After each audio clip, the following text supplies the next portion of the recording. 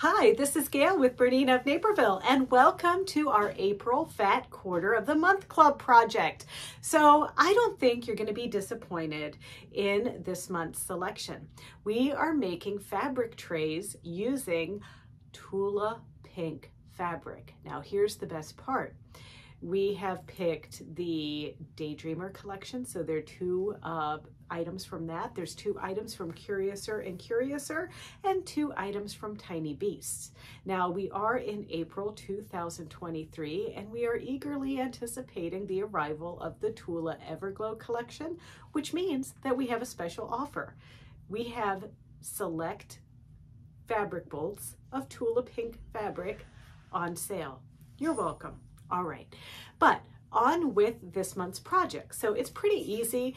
All you need is imagination, a straight stitch, and maybe a couple of other tools that we'll talk about in a minute. But I think you're gonna love how to fussy cut and use your blanket stitch in a way that you might not have thought of before.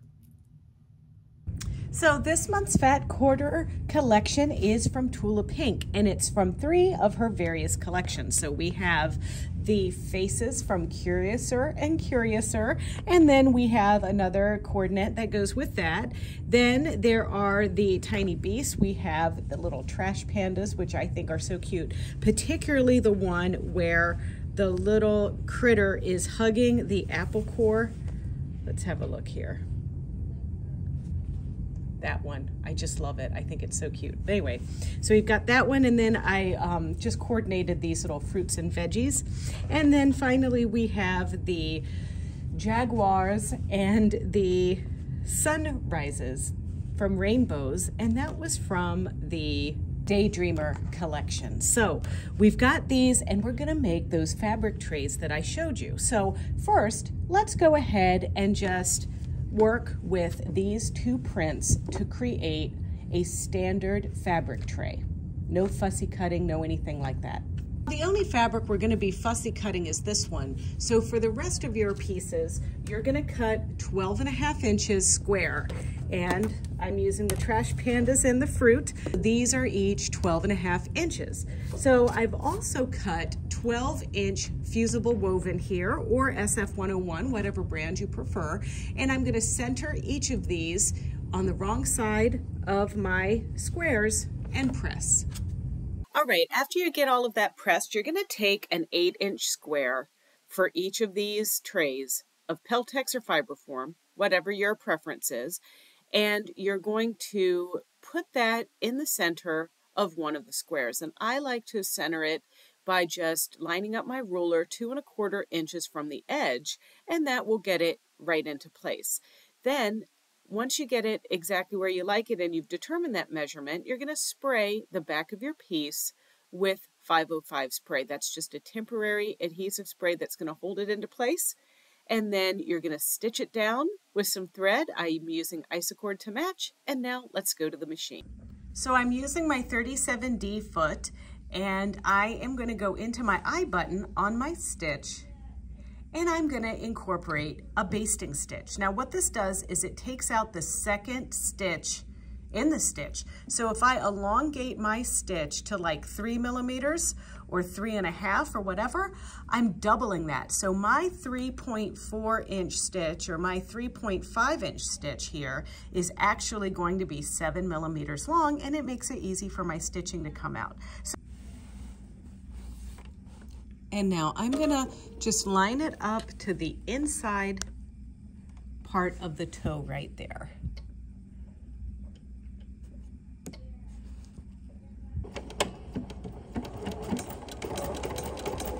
And you can see it taking every other stitch.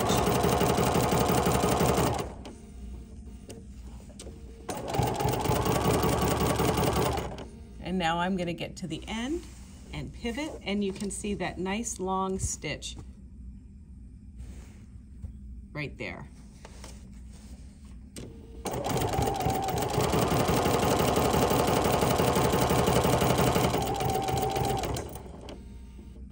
Now sometimes I'm not lucky enough for it to land in the down position, so I have to use my heel tap to insert my needle there. Go all the way around our fiber form or our Peltex, whatever brand you choose. And in that case, I kind of went off of it a little bit, but that's okay. It's basting. It's going to come out of here. It doesn't have to be pretty.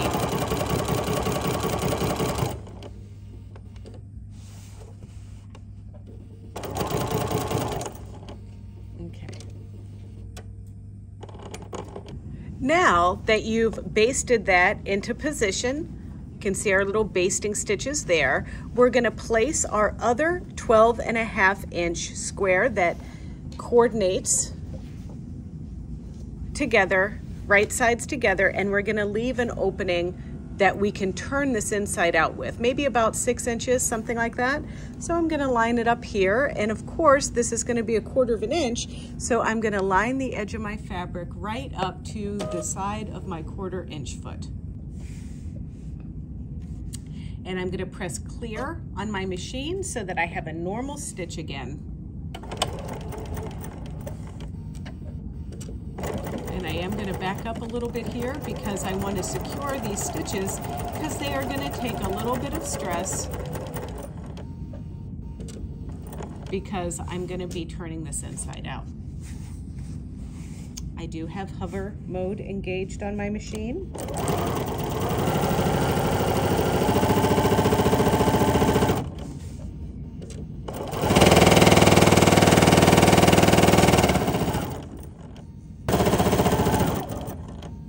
All right, so now this is our last side here, and I don't want to go all the way down the side. I want to leave that opening. So I'm going to stitch and reverse and cut. And you can see my little opening that's left here for turning. So I'm going to trim my little corners, each one of these, before I turn it inside out. Okay, so here's our piece with those clipped corners. And we're going to find our opening, reach in there, and turn this inside out. And this is where I like to use my OESD point and press tool. There's a medium-sized ball on one end and a small ball on the other, and you can just reach this little guy in here and just kind of push those seams out so they're nice and flat. And then it also really helps you get a nice point. And remember, when you do a point like this, you don't want the super sharpest point in the world, which is why I like these little ball points. They're good for collars on shirts and things like that. Okay, so there we go. And now I'm going to press this, paying close attention to this opening piece here. So I'm going to fold this over 1/4 inch and this piece over 1/4 inch and press so everything's nice and flat. So everything's nice and pressed. See how I pressed those pieces over just there? Now there's a couple things that I want to do. The first thing is, here's our basting stitch, and I don't want to take that out yet, but we still need to sew this fiber form into our piece. But I basted this into place so it didn't scoot around on us while we turned it inside out. But now we want to hold it together with the back side. So we could do like just a little X from one point to the next and one point to the next. Or we could just stitch in 1/4 inch all the way around this basting square, which is what I'm opting to do. So we're going to go over to our machine and we're going to line up the right side of our 1/4 inch foot with that basting line, but this time using a standard length stitch, which is about 2.5 to 3 millimeters long. Now, once you have your piece that looks like this on one side and this on the back side, it's time to close up our piece. And you can see I still have it open here like this. Now I can take the exact same straight stitch that I already have, line this up, and you know, there are edge stitch feet that you can get and everything, but sometimes I don't like bouncing back and forth too much. And if you look, I've got like this nice little 1/8 of an inch from my needle right here to the inside part of this toe. I can just do a little straight stitch all the way around to close my piece, and that's exactly what I'm going to do. So I'm going to lower my foot, get everything positioned just nicely. There we go.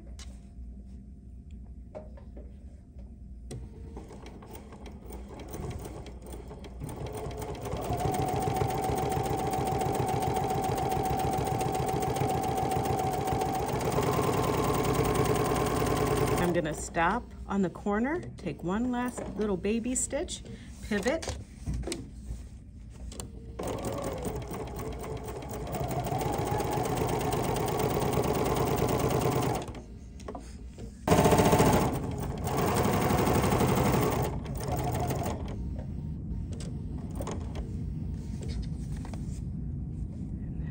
do this.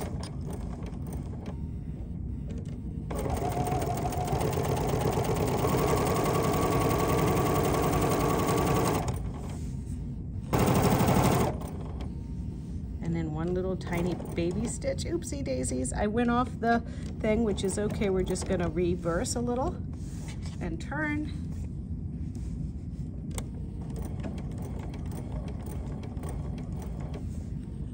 And now I'm gonna just over sew where I started and cut.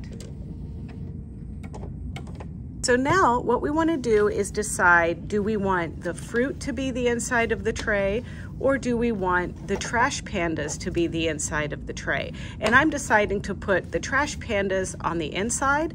And then the way that we're gonna do this is we're gonna fold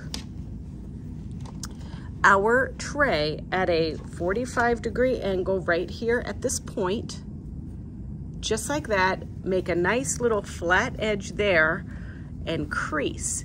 And we're gonna stitch right, like a straight stitch, straight down like this to that very point of the peltex. So our stitching line is here, but our peltex is right there. So we're gonna stitch this line, and I'm using a number 6 triple straight stitch. And if you need to think of a seam allowance or whatever, I kind of think of the dot of this little screw hole right there on my machine. And I'm gonna start in just a little bit, and I'm gonna go backwards. There we go, there we go.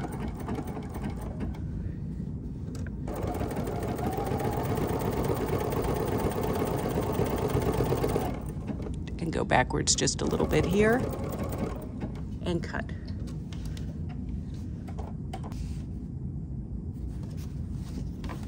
And that's the side of your fabric tray. And so now we need to do the same thing on the other 3 sides. So if you wanted to do embroidery on one of your fabric trays, basically you're going to do the embroidery at the point after you've added.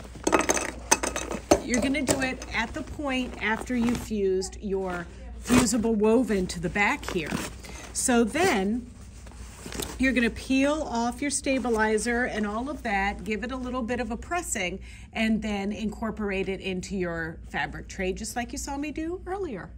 Okay, so let's talk about our really cute Queen of Hearts fabric here. So I have to tell you, first and foremost, we lucked out on this particular fat quarter because I can actually center that within my 12.5-inch square, so no piecing necessary. But when you get your fat quarters, you might have one that's just off enough where we don't want to make our fabric trays smaller, so you might have to piece yours. So let's just pretend we're gonna piece, well, we're not gonna pretend, I'm actually gonna piece this. So what I did is I centered my ruler, we have to cut it 8.5. So half of 8.5 is 4 1/4. And I'm kind of saying, you know, maybe her nose is like the center of this design.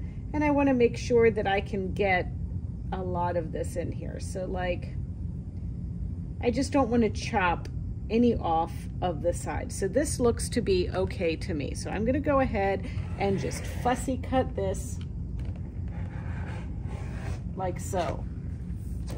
And now I can turn this around and cut it at 8.5 inches.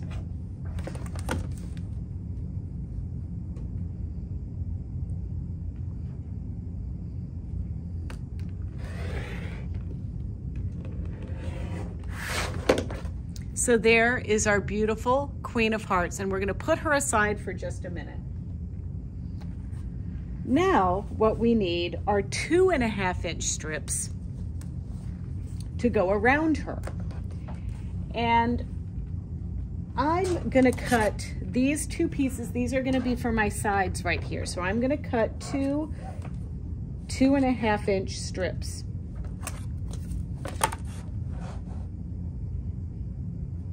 And this will be a strip for either side.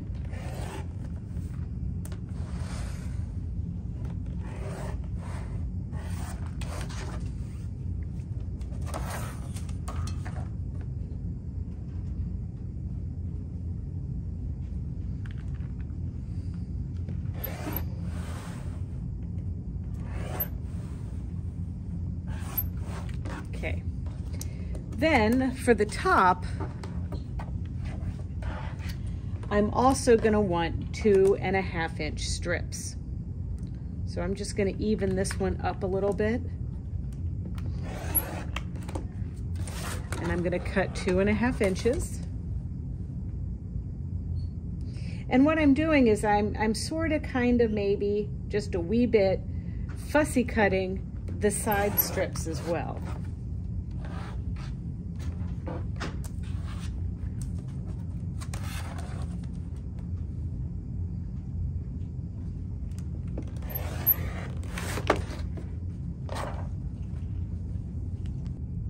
Okay, so these are the pieces that we kind of cut from the other places. So I'm kind of like just gonna line the prints up together like this.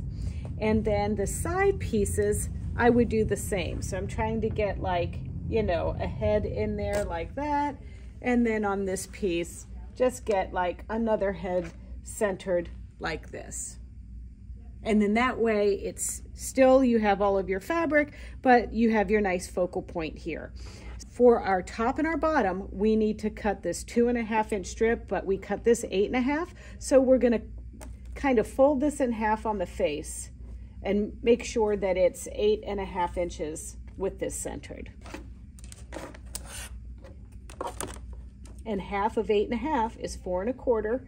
So I'm just gonna line that up there like this.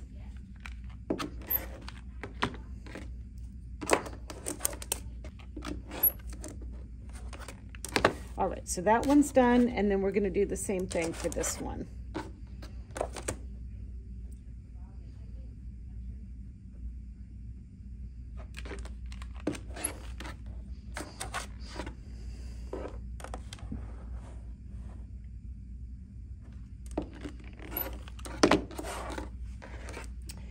And once we sew these pieces together, we need two that are 12.5 inches long. And quite frankly, I'm just gonna cut them together. Line up our little prints here like this.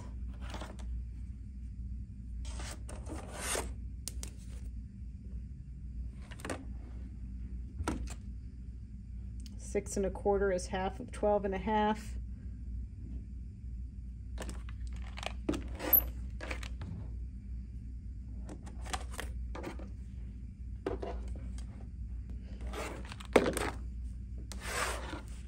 Okay, so now these just need some fusible woven on the back of them and we'll be all set. Okay, so I only put the fusible woven on the back of our side pieces because I'm actually going to take this piece and sew this into position just like this. And I'm just gonna take it on the very, very edge and stitch. So I didn't really need to put any of the fusible woven on here.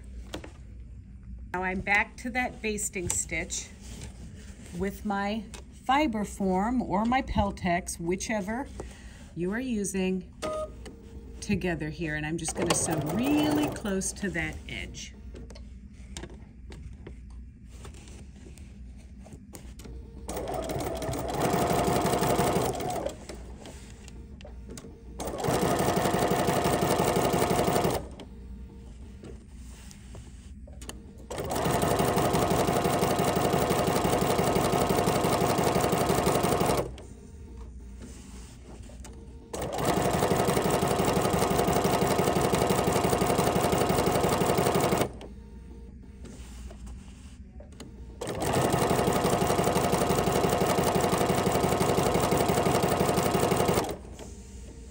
And now I'm gonna piece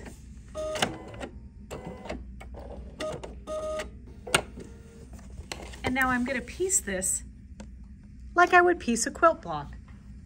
Press clear on your machine to get rid of your basting and your change stitch length. And now we're gonna add the top and bottom to this with your 1/4 inch seam allowance. And now after you press, you're gonna add the side pieces.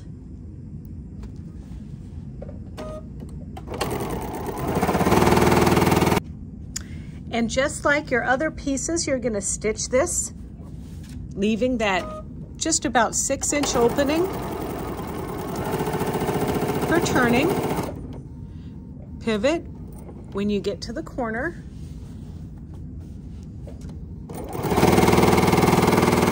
Okay, so now I'm gonna clip the corners again, turn it inside out and press. All right, so I thought that it would be really fun to do some experimenting, and I want to make this perfectly clear to you.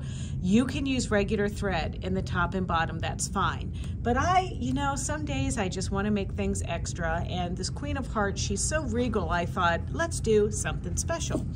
So I'm using my Aurifil 12 weight thread, and this is a little bit thicker. I usually use a 90 top stitch needle with this stuff, which is what I have in my machine right now. And I've also wound this on my bobbin. Now let's talk about the bobbin on my 880 Plus. My 880 Plus doesn't have a bobbin case.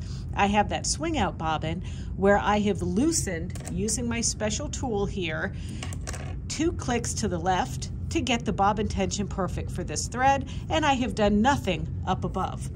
And if you look here, that was my bobbin, and that's the top. Yes, I had some little oogies right there, but don't worry about that because that's why I was testing it. But you might have some oogies too, so I always recommend doing a test swatch first. Well, you don't have an 880, you say? Well, that's okay. If you have a 7 series machine, that's a 720, a 740, 770, 790, that, you would just use your red bobbin case and you would just thread this according to the instructions here. So when you're using one of these red bobbin cases, it's gonna go in like normal. And then you're just gonna go under here and around that piece. And that's gonna give this just the right amount of tension. And don't forget, if you have a 710, a 750, or a 780, make sure that you get the right red bobbin case for your 7 series. So I want you to know that I have a 90 top stitch needle in for this heavier thread, but I'm still using my needle threader on this 880. Just press my threading button. Ta-da! And now practice doing a little tester. So for instance, we want to put our needle down, bring our needle up, and then I just want to kind of make sure I can pull that bobbin thread up like that. And sometimes you need to raise your presser foot to do this.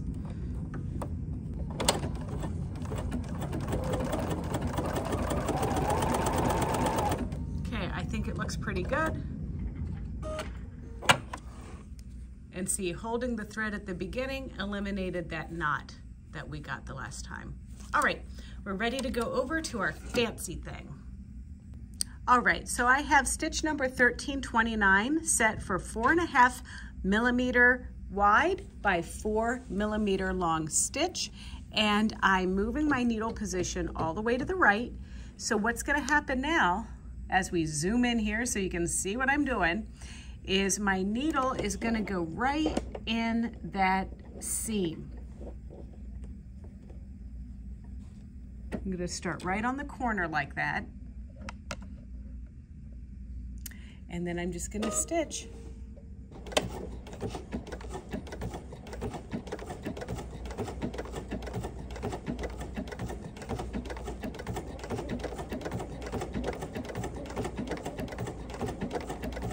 Don't forget, we're gonna take out those green basting lines.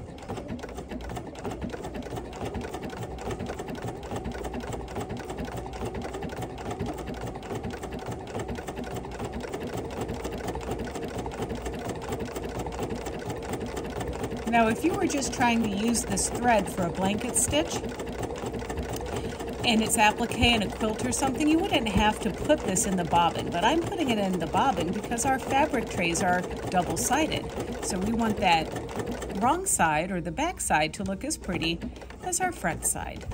All right, it's time to pivot. So I'm turning my fabric 90 degrees.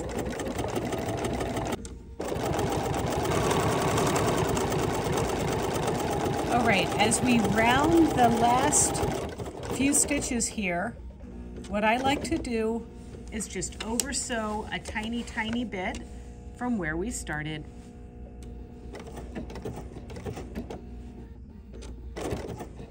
And now I'm gonna lift my presser foot, cut, and then if I need to, bury those threads. All right, so there's our back side.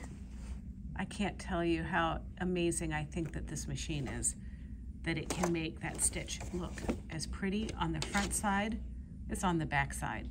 Now, another thing that I also like to do here, because we still have to close up that opening where we turned our piece right here.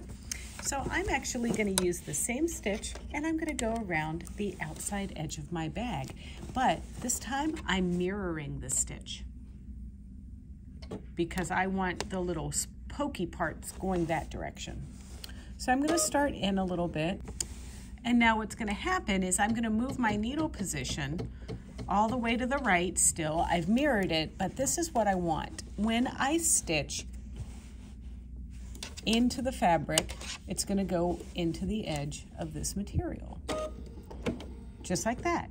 But now when the needle swings to the right side, I want it going off the edge of the fabric. So it's really creating this blanket look on the edge.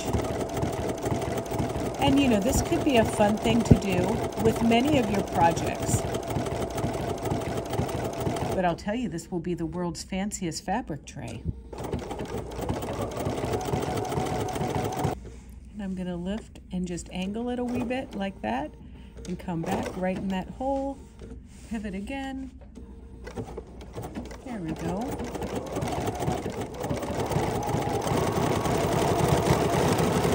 And it's just completely awesome looking. Look at that.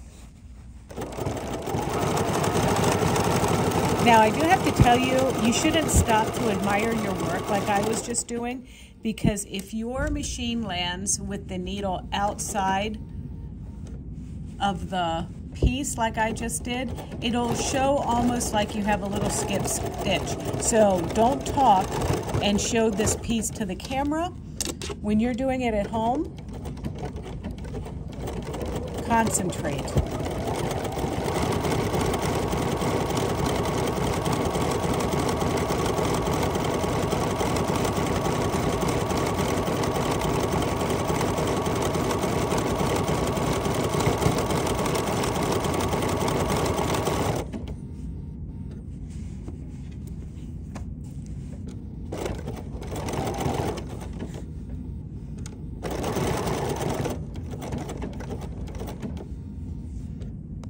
Now, you do all of this before you box the edges, and we could certainly fold this up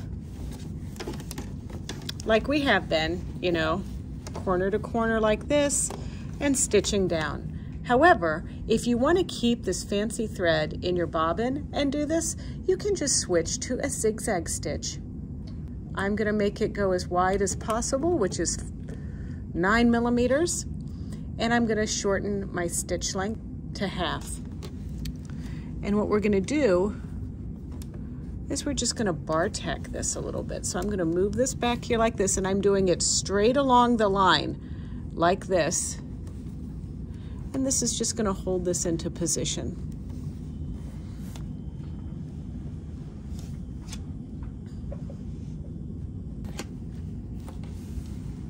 And we're going to be going half on and half off the edge. And I did about 9 repeats there, and I'm going to lift, pull away, and do my other 3 sides. So once you've finished with that little tacking stitch, you know, I'd like to tell you I have some fancy knot for you and all of that. I just tie it off like so and then trim it. You could tie it in a bow. You could tie it in a knot. You know, you do you. And just so you could see how regular blanket stitching turns out, in case you don't want to use the heavier thread, I think that looks pretty cute too. You enjoyed that, didn't you? I thought so. All right, well, it's never too late to join the Fat Quarter Club. And don't forget that you can join and only pay for it when you want it. All right, so you can just go to BERNINAofNaperville.com, check out Fat Quarter Club, and then you just sign up and we will email you an invoice every month, but we will only send you fabric if you pay your invoice, so there's no commitment. And if you want to see more tutorials and more projects and just different kind of fun stuff, don't forget to check out our Bernina of Naperville YouTube channel. It's easy. It's youtube.com/Bernina of Naperville, and there you can like, comment, and subscribe. Now, get to work on those fabric bowls, trays, platters, whatever you want to call them. Bye-bye.